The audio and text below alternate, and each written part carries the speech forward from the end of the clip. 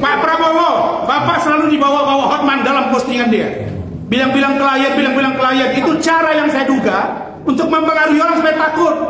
Ini harus ditegur, Pak. Saya 2014 tim dari Bapak Prabowo dan Bapak Hatta Rajasa. Ada jejak digitalnya. 2019, 2024 juga. Jadi Pak Presiden jangan mau ya.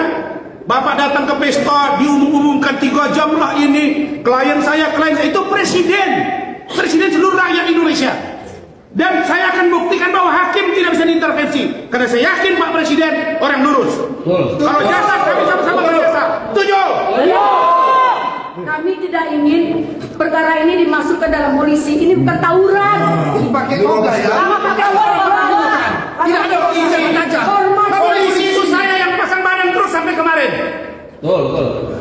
P21 dipaksakan, P21 dipaksakan. P21. Jadi intinya ini patut diduga ini penuh settingan.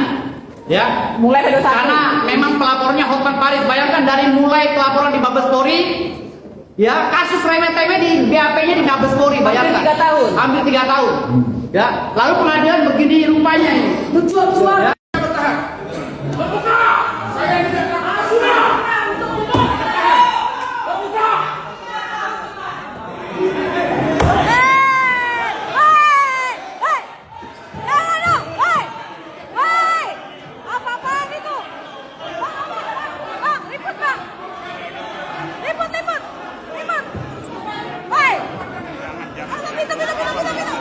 Tidak bisa hakim ganti dan lain. Selama ini saya diam, tentang ketua hakim macam saya takut apa saya sama dia? Ini pencemaran nama baik. Ini pencemaran nama baik, bukan korupsi, bukan pencemaran. Bukan perkosa, bukan narkoba. Sama-sama. Hukum Indonesia sudah bobrok. Hakim harus diganti.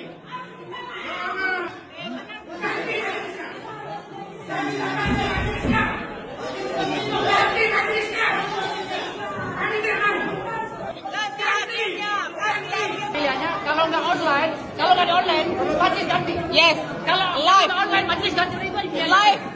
Udah itu aja jawaban dari saya. Saya kuasa hukumnya. Live Pak, transparan Pak. Gimana Bang? Ke ketua pengadilan, minta diganti dia. 3-3 ganti. Ganti majelisnya, ganti di juga masuk hakim. Ini hakim mana taruh ini hakim. Kemarin baca. Gimana Wafi?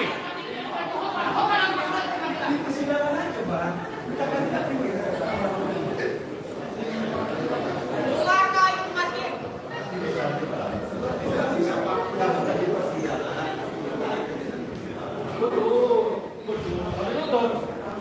Polisi jangan turut campur ya. Gimana orang ketua PN?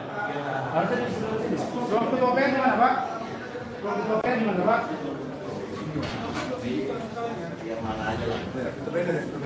Mana? Mana? Ruang ketua PN nya? Coba kita lihat PTSP aja Pak. Ayo Pak. Pak, bisa aja. Mana? PTSP mana PTSP? Tolong tunjukkan dong. Tolong tunjukkan deh. Ya, mana? Ayo. Ya, coba kalian yang panju. PTSP ya. Tempat umum, bukan tempat umum. Nek. Dia nggak bagus, bukan. Bang. Tapi jangan ribut kayak gini dong Pak. Ayo Pak. Bang, abang enggak, itu ketua pengadilan. Pengadilan ya, siap. Ayo bang. Ketuanya kita, ketuanya. Ya ketua. Dek, bukan PTSP dek, ketua PN dek. Dek, ke ruangan, halo dek. Ketua PN, ketua PN.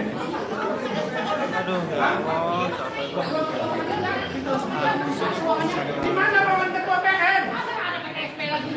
Kita nggak ada ruang Saya bukan ketua PN. Kamu ada ruang pengadilan. Langsung ke ketuanya. Kami duga majelisnya masuk angin.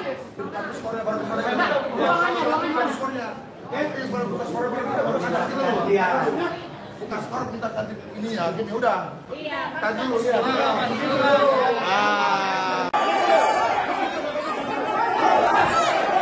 Tapi karena saya melihat klien saya diintimidasi, dicekek lehernya, ya wajar lah. Tapi dibilang tadi katanya melakukan dugaan menghina kepada pengadilan. Oh tidak dong. Sidang sudah ditutup, Pak. Oh, sudah Tidak ada. selesai. Sidang sudah ditutup. Kalau sidang masih berjalan, saya nggak berani. Oke. Itu berkaitan kode etik. Karena sidang sudah ditutup dan karena sidang itu sudah ditutup, mereka melakukan tindakan hakim sendiri terhadap klien saya. Oh, nggak bisa itu. Itu loh. Makanya saya jadi gobang gitu. Jadi Superman. Iya, ya harus lah. Karena harus diganti. Nggak bisa. Ini berjalannya tetap begini terus. Keributan ini karena hakim kok. Ya, ribut ini karena hakim dari awal tuh tunjuk. Sementara kalau bicara dengan jaksa penuntut umum baiknya bukan main. Tapi kalau mau kita, apa kamu? Kamu, apa? Ya, ini hakim apa? Apa setan? Apa ini nih? Bingung gua jadi. Prosesnya berapa lama sih Bang untuk pengajuan penetapan hakim Tanggal baru? 20 akan ada sidang baru, ya. Sidang diundur kan? Penundaan sidang tanggal 20 akan ada hakim baru. Itu Saya udah minta ya hakim baru. itu udah dipastikan atau Udah nanti? pasti. Kalau hakim nggak dikasih yang baru, kami nggak akan mau sidang. Berita yang sangat memilukan untuk wibawa pengadilan.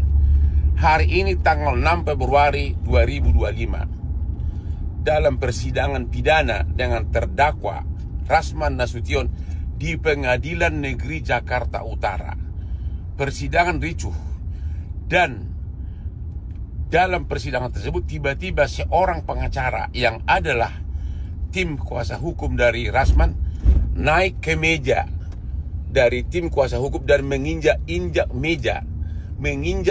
meja, naik ke meja dari tim kuasa hukum di dalam persidangan tersebut. Walaupun waktu itu majelis hakim sudah meninggalkan ruangan sidang karena sudah sangat tidak kondusif.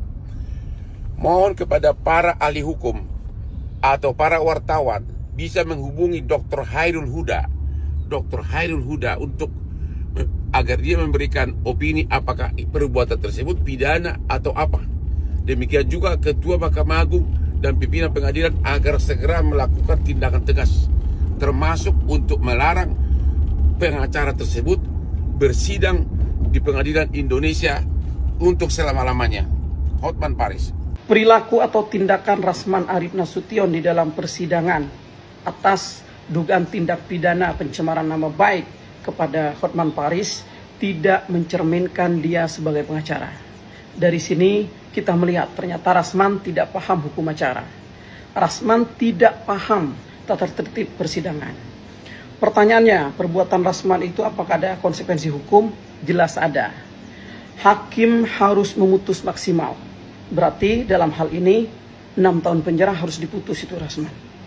Kedua, KUHP yang baru mengatur yang membuat gaduh apalagi menghalangi proses persidangan, proses peradilan, itu ada ancaman pidananya 6 bulan penjara. Dan ini harus dipisah. Misalnya hakim putus 6 tahun penjara dalam perkara itu. Nah, dugaan yang bikin gaduh atau menghalangi proses peradilan ini, itu pidana yang terpisah, ancamannya 6 bulan. Artinya, boleh misalnya diputus 6 tahun, nanti disidangkan lagi, ditambah lagi 6 bulan. Itu boleh. Banget gitu loh. Dikiranya aku nggak datang. Ngapain gua nggak datang? Orang si botak aja itu siapa yang takut? Ya. Kalau soal pengawal mah 1.000 orang juga bisa gua bawa. Tadi juga jago karate semua yang saya bawa. Ya kan? Dia kira begitu karena apa? Saya tadi sejatinya akan ngomong bahwa semua yang dituduhkan di Instagram itu adalah fitnah. Bahkan ada pengakuan dari Iklim Hakim.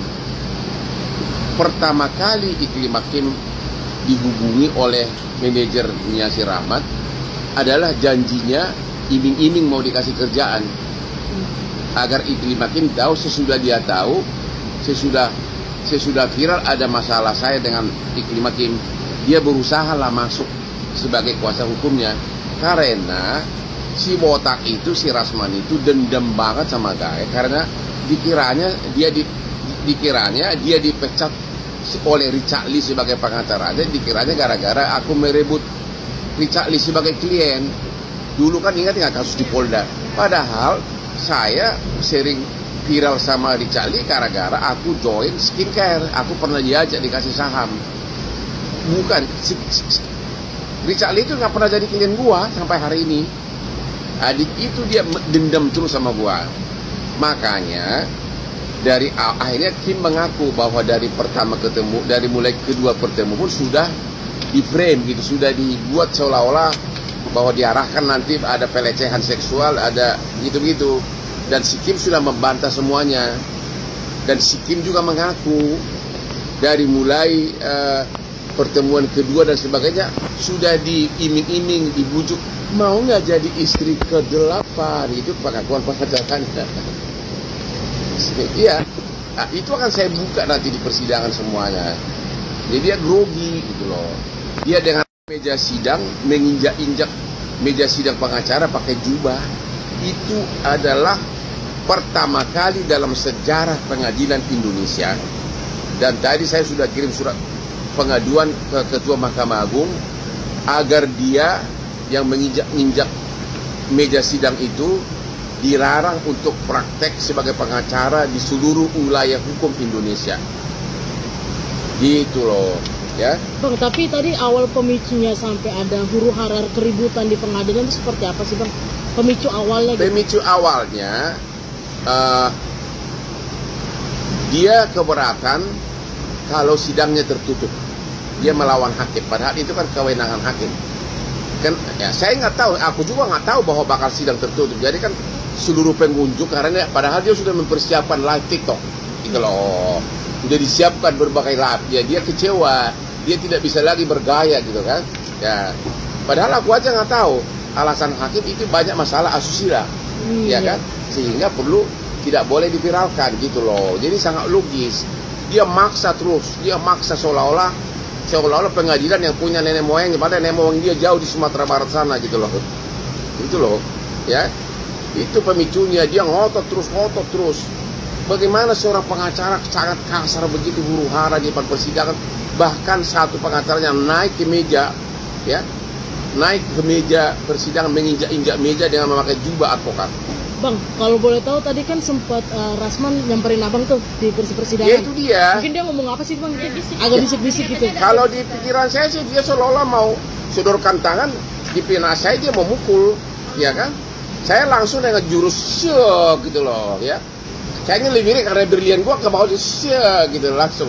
Rupanya apa khasiat berlian gua kena juga, langsung tangannya terlem gitu loh. Untung saya nggak pukul dia.